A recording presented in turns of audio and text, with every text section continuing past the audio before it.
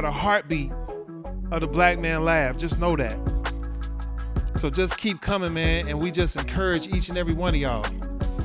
Just keep coming, keep showing up, man. And just know that your presence means something. Again, man, we like to welcome y'all to the Black Man Lab.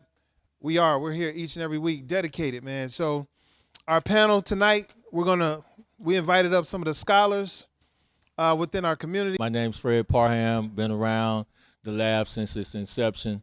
Member of Let Us Make Man. My paid work is I run an education consulting company, and two of my larger clients are 100 Black Men of Atlanta, which I've served in a number of roles, but currently Collegiate 100 director of the programs there. And then I run an education consulting adult education program with the Ad Promise Center in a partnership where I do provide educational services for them, for students. And so my passion really is the art of teaching and learning, and I've been around education for 23 years. Currently doctoral program in political science at Clark McHenry Jones Department of Political Science.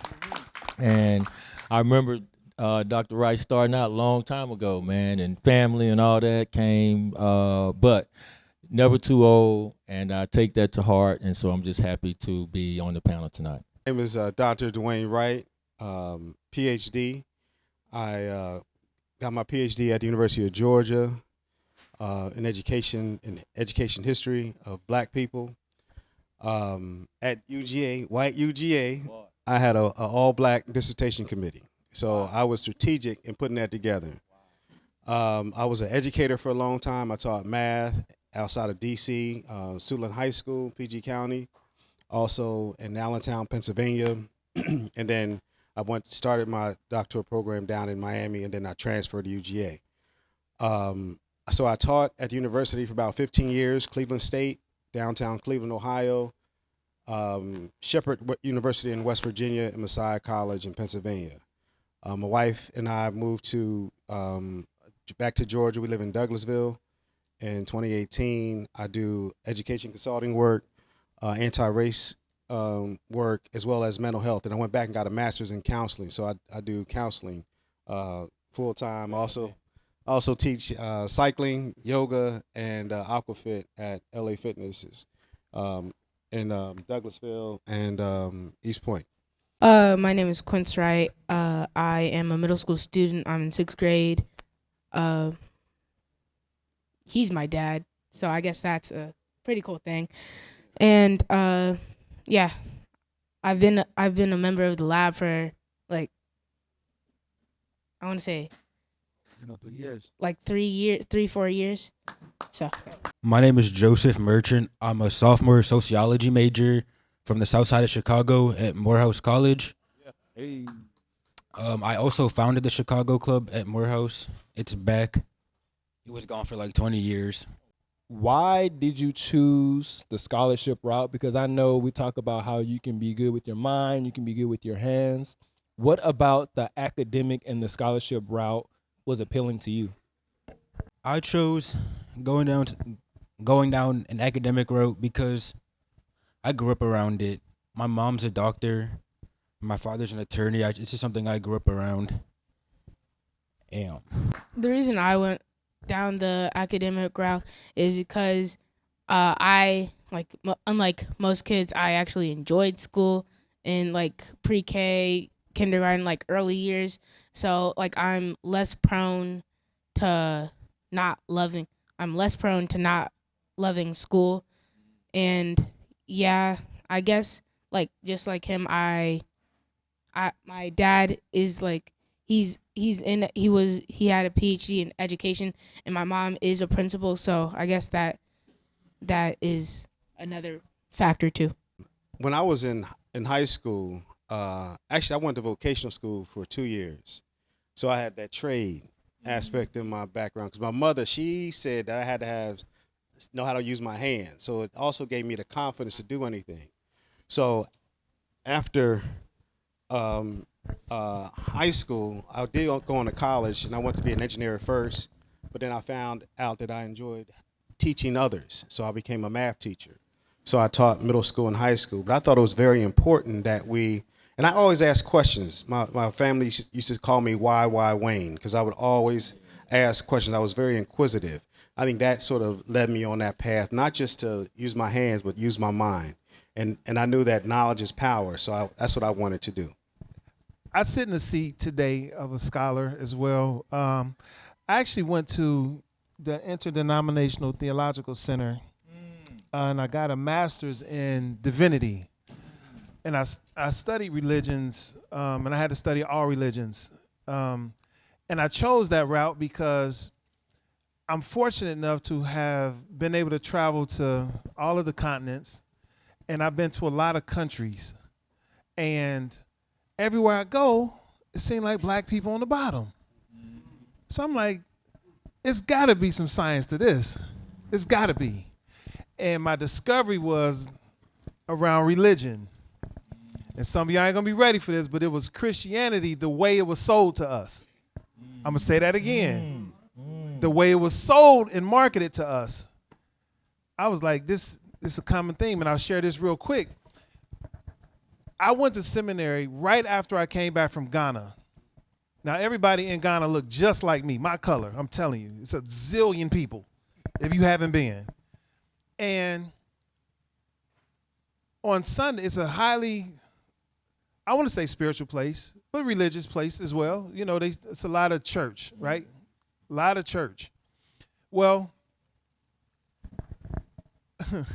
Sunday morning, everything is real still. It's quiet. And I was serenaded by these voices singing in the province, or what they call the junction. I was staying in the junction. So I'll come outside. I mean, and the voices just like navigated me over to where the voices were. And it was just this beautiful singing. And I get there, and I look up, and there's a billboard overlooking the whole province. And there was the white guy with the blonde hair and the blue eyes in a place that's 99% black saying, "Come to me." I said, wait a minute. Hold on, y'all. I know this shit ain't right. That's my exact words. Who put that there? Who put that there? If everybody looked like me, who put that there and why? So how many of you men in the room had a male teacher in elementary school? Okay. Yeah, it was PE. Other than PE? No. Academic instructor. Okay. Black male teacher. Black male teacher in elementary school other than PE. All right, thank you, brothers. Put your hand down. And I see you. Now raise your hand if you had a black male instructor in middle school. Now raise your hand if you had a black male instructor in high school. Okay. Now raise your hand if you've never had a black male instructor. Okay. I mean, when I got to college, but Yeah, other than your K-12. Okay. So I did that exercise because at Let Us Make Man, we travel around the state and we talk about, we talk to regular people. And one thing that is acute in our community going back to probably abolition is that the black male is the problem. To educate him is the problem that the government has yet to resolve. And we see this continuity of miseducation, and we can all talk about the book. So I want to just do two things. One, I want to dispel for our people that educators got to look a certain way, right? Bro, I'm wearing a hat with tinted glasses, and I'm an expert in the things that I have become an expert in. That's one. And then two, our master teachers are not always in the killing fields, as Farrakhan would call public school. Many times, we have to look for our master's teachers in other places, like the brother Juwanza Kunjufu, and I'm sure some of y'all have heard of him, who ran an institute. Baba Hannibal Afrique out of Chicago, who was New African People Organization. So all National Black United Front, pardon me. So that's two things I want to dispel. And then the credentialism is the other.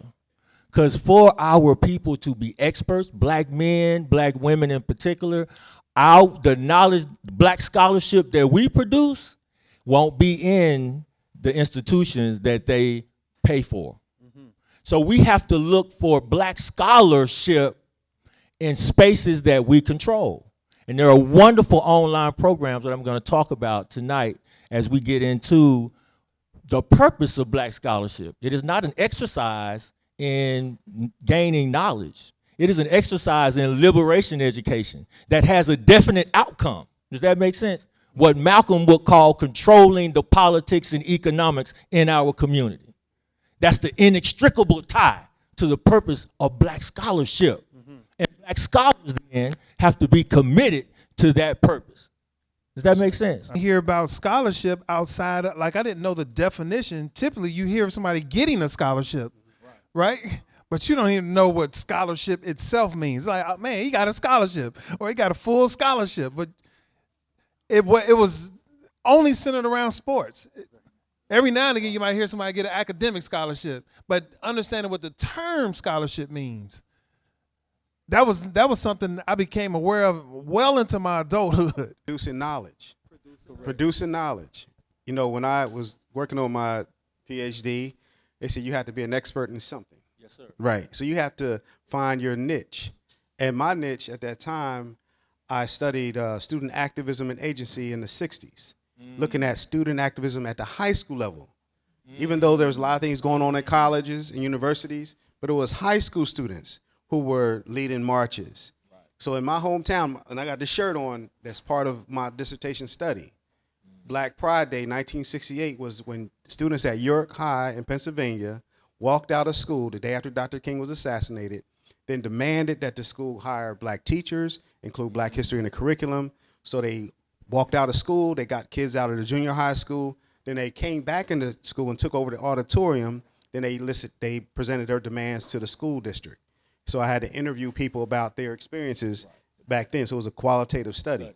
So I know that adding new knowledge to the field, because my advisor, like I said, I went to White, Georgia to do this dissertation under the tutelage of 5 black scholars. I had a historian in China Lee, who studied Fannie Lou Hamer, Jerome Morris, who studied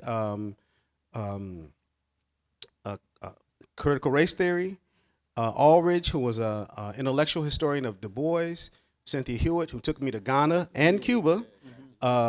She was a sociologist, and then he was over at Black Studies, Ron Baxter Miller. So I had 5 black folks who guided me, because my advisor, I took a class, Civil Rights in Small Places. So my term paper turned into my dissertation. And I would always talk about up top, because I'm down south, and my advisor from Rock Hill, South Carolina, and he would always talk about the South. I said, brother Aldridge, what about the stuff going up in the North? He said, you know what, right, do a paper on it. So I added new knowledge to that field. I'm getting calls today, till this day, people calling me about my research. His brother's about to drop a book on student activism across the country. So it's a lot of people who look up to you, and also who I looked up to. And at the same time, my advisor said that I had a gift of helping others, and I transitioned out of education, but I'd still help others in other capacities. In a world right now that is trying to take Africana studies and eliminate paper books and take us digital, what advice would you give, or what can we do? First of all, speak about that, because I think we don't pay enough attention to the literature and the history that was given to us. So talk about that, and what do you see? What are the traps being set around that in y'all's eyes? I think the trap is to, like, when you have something on paper, it can't be like rewritten. Like, another version of that book can come out, but you can still have that physical copy. But when something's on the internet, like, the author or someone else can change it whenever they want to say what they're, like, legally obliged to say. Because someone in the government can just say, hey, you can't have that in your paper anymore. And if they don't like delete it from their paper, it's like a whole confrontation. But if you were to have a physical copy, it's like they can't tell you, oh, like take the book away, like that. I don't think they would go across America to do that. Once it's in print, you've got it. And to your question though, Jay, I think the obligation for parents is to remember that we never have a system of education here that would afford us a quality education. And the statute says that Georgia has to provide access to a quality education. But for black folk, there is a special education that we can all attest to that needs to happen. The education, the process of it itself is visual, it's both written, it's both the language you choose, the propaganda you wear on your clothes. The totality of our environment is our source of education. And so when there's a war waged and the combatants, particularly those who are losing the war, the intellectual war, is one of the things you'll see is that they know nothing of themselves. And they know nothing of the war that's being waged against their mind. I was at a panel at Spelman last semester, and I talked about, so what do we do in the assault against the African mind? These children are defenseless. How do we protect our kids' mental health when they're subject to a system of training that produces mediocrity, or put it the other way, in the affirmative? The likelihood of African American children in the public setting coming out to be skilled in engineering, the majority of us, is very slim, because the system itself produces black male students in particular who are in special education defined as ADHD, and they have a concept, school to prison pipeline, that there are eons of books written about. But solutions then are already in action, and that is this room, and that is the independent schools that are out here, the online programs. There's a program that Dr. At Howard University in political science is called K-Narrative, Dr. Greg Carr. You can jump on that K-Narrative and take Africana studies, you can take basic science, and what's happening is there is a global community of African knowledge being produced literally right now because of the dying system of European domination. And so some of the books that I brought with me bear out white architects of black education. This is a PhD, this is a dissertation from a brother at the University of Chicago. White architects of black education. And it literally just talks about why Emily Dykam, who is a brilliant sociologist, but they discovered ideation, meaning whoever controls the ideas and affirms that an idea is valuable will control the outcomes of education. And so then you erect that system, and again, the war is waged against our kids legislatively, right? And so I'll just stick there, because I think once we are aware of the war against our kids' minds, then again, the parents are the first teachers. The men model, they bring the young men. And then we send them, but if possible, we educate them ourselves. If possible, we educate them ourselves. I ran a homeschool. I run a GED program right now. And I ask my students, perhaps this is the best thing that ever happened to you, because now I get to teach you knowledge of self, plus prepare you for the next things in life. Perhaps we can do it. In this age where we're under attack, where they're whitewashing history, eliminating things from history, so we have to go back to our personal libraries. That's one of the things I would strongly suggest. Build yourself your personal library, because those are books that no one can take from you. You can order books online. I know people have digital copies, but just build yourself a library so you can share books, you can teach and expose your young people to black books that are talking about our issues. I think it's very important. And then when Brother Parham and Quaylen called me about this opportunity today, I went down in my basement and I have a ton of books. I have a small library myself. And I said, I got to bring that thing out and just go in that room and just breathe in those books, because then I'm in a different space when I'm near my books. And I used to like never want to let nobody have a book because like you ain't gonna get that book back.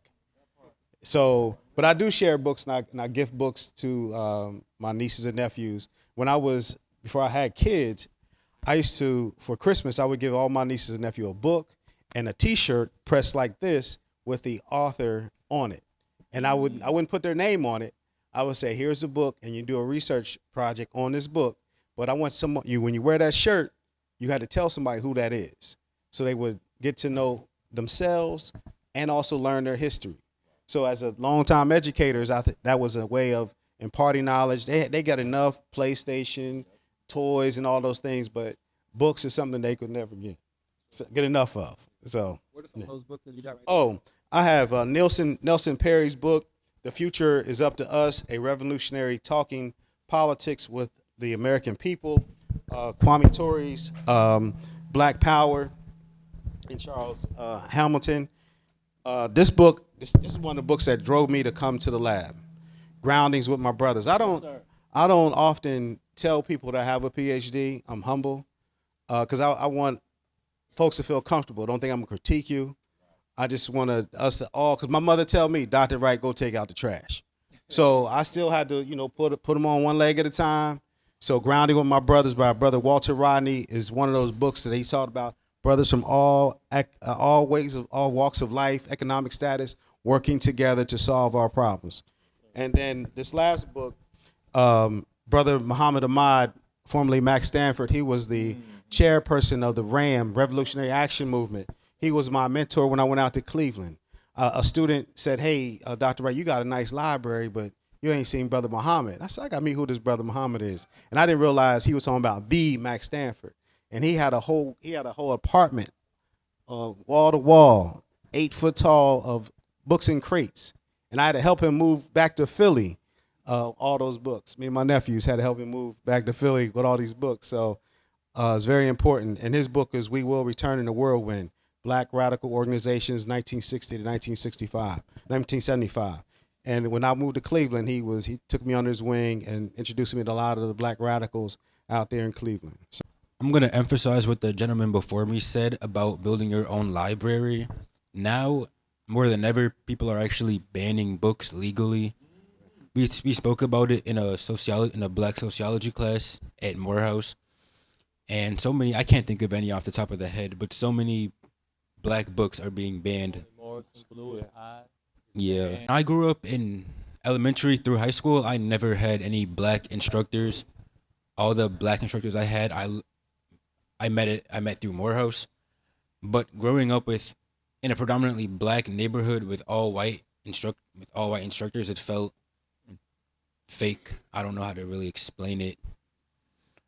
But I feel like now more than ever we need black instructors, especially in high schools, especially in major cities as well, like Chicago. So like I do like IEPs and RTIs and things of that nature. But a couple questions. I know you a lot of us keep talking about like independent school like school systems. And it makes sense. It's all fun and dandy, but when you think about taxes, like I was looking at my taxes for the first time, and half my taxes go towards education. And so if we go in that avenue, what are we going to do with the funds that recruit from that? And so that's something to kind of think about. And like I said, I like the point the gentleman stated about having teachers. Like I think right now it's like 1.7% of black male teachers. And like I said, even I asked and surveyed around and say, how about going to education? Like even our black males are like, what? Going to education? I'm not going to do that. I'd rather do high school. I'd rather just coach, or I'd rather do that. So I think really the mindset is like, we don't really mentally think that we are capable of being a teacher. So I think that's kind of something we need to talk about as well. But yeah, that's kind of what's kind of going in my brain, is just those different things that's going on. Recruit black males to go into education. And I think it was once a noble calling, but we understand that the dynamics of schools today is different. That there's a lot of distractions, having kids focus on like the GMAS, the testing, instead of getting our kids to be some thinkers. Because all they're doing is preparing kids for tests.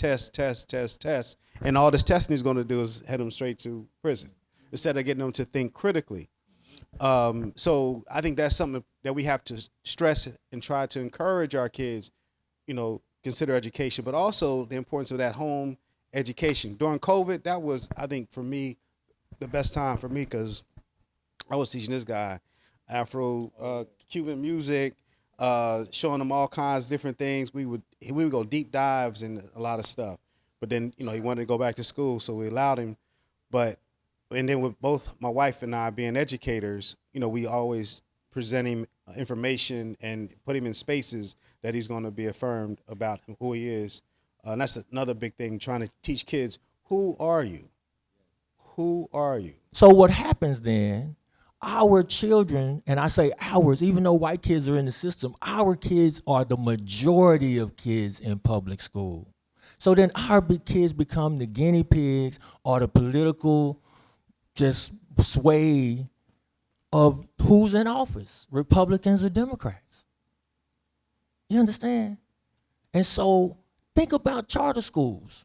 They take place in certain circumstances and environments, Republican legislatures, Republican governments. And all they taking one pot of money and sending the select kids to charters and leaving this underfunded public school.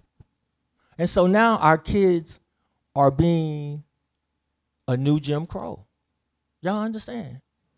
And so what of the kids who are left in the underfunded, the governor list, how many of y'all seen that governor list? Every year it comes out in the AJC. It just came out. The governor list of failing schools in Georgia. Go see it. Go see it. The legislature has just approved more tax credits for folks who can pull their kids. You can create a nest egg to send your kids to private school with public money. But they needed a system in place to create the conditions for the legislation to pass. Open warfare, intellectual warfare. How do you kill a revolution before it starts? I ask good questions. You attack the African mind. We exist in cycles because we cannot mass produce or really mass raise the potential of our youth. And to your point about independent schools, that's all I've ever done. In Saroma, African Center Independent School, Imhotep Academy, how many of y'all heard of that school? 40 years, Miss Jackson and Miss Rosenberg took our babies and made a way. Quilombo and Decatur, without Pastor Mike. Another thing is, especially brothers, the young brother, you amaze me. How old are you? 12. Good, 12. Because when you were speaking, I looked at him and said, how old is he again? Right, because the value of books, being a 3-time author myself, keep in mind when we write, we're compelled to tell a story, right? I got 2 books printed, one in the publishing process, but the main thing is, one of the things I realized was when you telling your story and you talked about books being in print, we ain't got but one good time to tell that story because it's going to be in print forever. So you got to make it right. You got to make it impactful, right? Because again, like the young brother said, that book is going to be around forever. After the internet is gone, that book will always be in print. So that's the value of books. So if anybody in the room, if you're thinking about it, you thought about writing a book, I thought, me personally, when I read Nathan McCall's Make Me Want to Holler, I thought he had told my life story, right? But again, it compelled me to write some more. So again, man, I appreciate everything you brothers are doing. It's so essential, man, because at the end of the day, all we got is us, man. And I'm from Maryland. Let me give y'all the stats from Maryland. You talk about prisoner pipeline. You talk about the third grade title. We make up 30% of the African-American population in the state. Democratic state now. However, we make up 85% of the prison population, right? 85, the majority of that 85. But we were at the Du Bois Memorial. Y'all know W.E.B. Du Bois is buried in Ghana, right?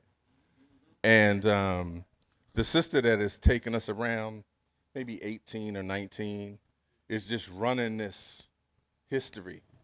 just running it, all about Du Bois. So I said, wow, you know, they teach you a lot in school about Du Bois. She said, I learned this for my job. They don't teach us about Du Bois. She said they barely teach us about Nkrumah. So it's a global assault for us not to know our history.